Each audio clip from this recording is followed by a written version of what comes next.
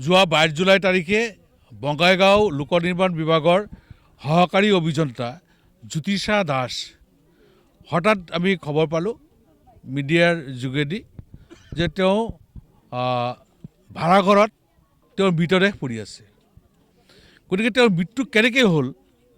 কিছুমানে কৈছে তেওঁ আত্মহত্যা বুলি কৈছে, কিছুমানে কৈছে নহয় বেলেগৰ দ্বাৰা হত্যা হৈছে।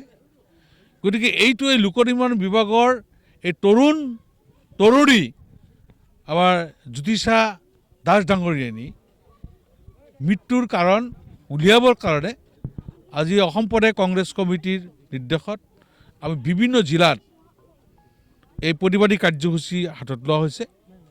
আজি ওদালগুৰি জিলাত আমি আহি ওদালগুৰিত সংগঠনৰ কথাখিনি আলোচনা কৰোঁতে প্ৰদেশ কংগ্ৰেছৰ নিৰ্দেশ মৰ্মে আজি এই প্ৰতিবাদী কাৰ্যসূচী আমাৰ এই মৰুভূমিৰ আই মাতৃ ভাই ভনীসকল ওলাই আহি প্ৰতিবাদ কৰিছে। আমিও এই প্ৰতিবাদত সহযোগ কৰিছোঁ।